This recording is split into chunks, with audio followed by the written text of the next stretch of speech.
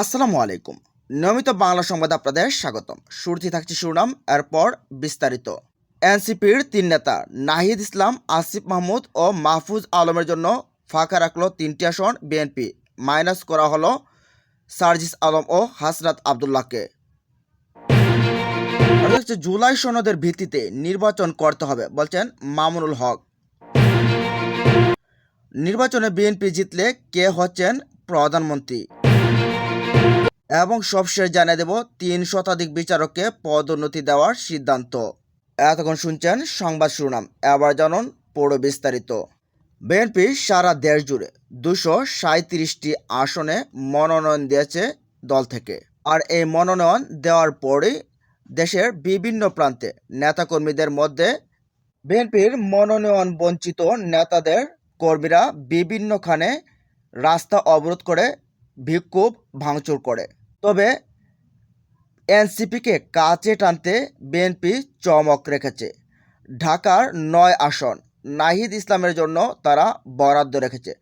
দীর্ঘদিন ধরেই সেখানে প্রচারণাও চালাচ্ছে নাহিদ ইসলাম। তবে এনসিপিকে ধারে কাছে টানতেই নাহিদ ইসলামের জন্য সেই আসনটিকে বরাদ্দ রেখেছে বিএনপি। অপরদিকে উপদেষ্টা পরিষদে রয়েছেন আসিফ মাহমুদ। আসিফ মাহমুদ সজীব ভুঁইয়ার জন্য ঢাকা 10 নম্বর আসনটি বিএনপি ফাঁকা রেখেছে।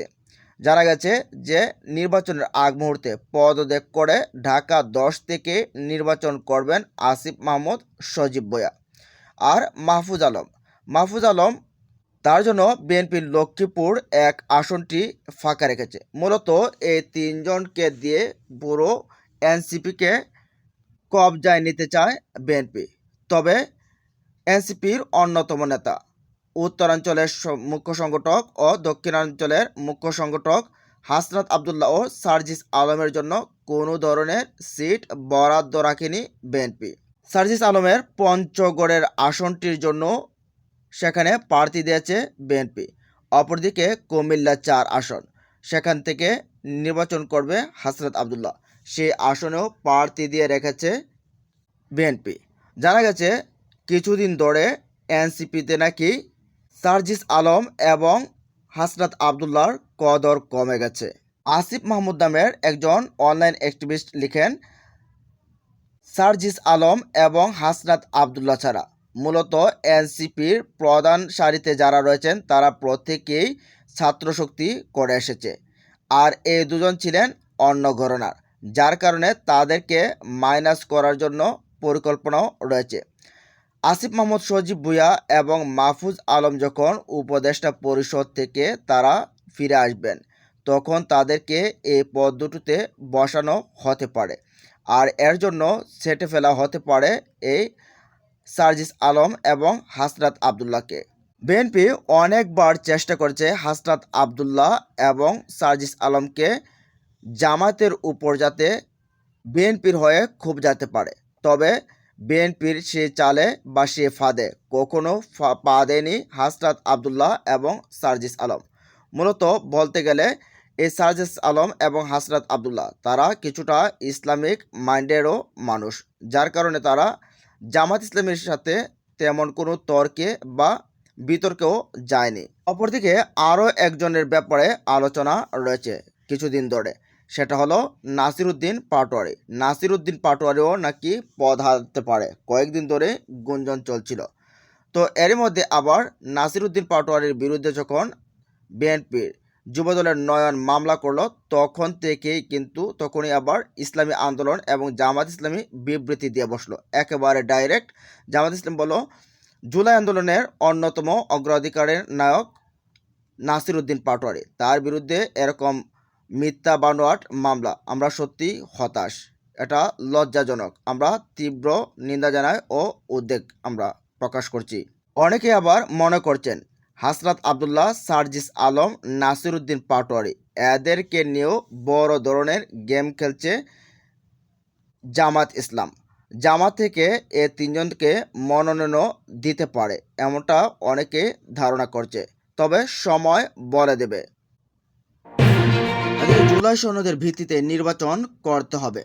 খেলাফত মজলিসের আমির আল্লামা মামুনুল হক বলছেন, জাতীয় সংসদ নির্বাচনের আগে গণভোটের মাধ্যমে জুলাই সনদ বাস্তবায়ন করে সেই জুলাই সনদের ভিত্তিতে এদের সংসদ নির্বাচন করতে হবে।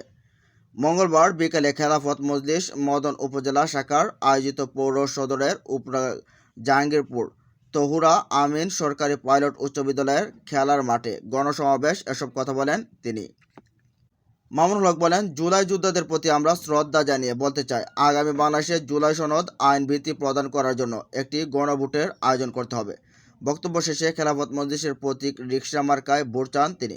এ সময় তিনি নেত্রকোনার 3টি আসনে দলের মনোনীত প্রার্থীদের নাম ঘোষণা করেন। নেত্রকোনা 2, নেত্রকোনা সদর ও বাহারায় আসনে মাওলানা দেলোয়ার হোসেন, কেন্দুয়া 8পাড়া আসনে মাওলানা হাফিজুর রহমান এবং 4 আসনে মুফতি এরশাদুল কাসিমি এমপি মনোনীত করা হয়েছে। বক্তব্যে আরও বলেন, আগামী নির্বাচন বাংলাদেশের ইতিহাসে এক নতুন ধরনের নির্বাচন। বিগত 15 বছর 3টি জাতীয় সংসদ নির্বাচনে এদেশের মানুষ তাদের ভোটাধিকার প্রয়োগ করতে পারে নাই। ভোট কেন্দ্রগুলো কুকুরের দখলে ছিল। বিনা ভোটে 150 জন বেশি আসনে নির্বাচিত হয়েছে। বাংলাদেশের জাতীয় সংসদকে তামাশায় পরিণত করেছিল। আমরা আর সেই দিনে ফিরে যেতে চাই না।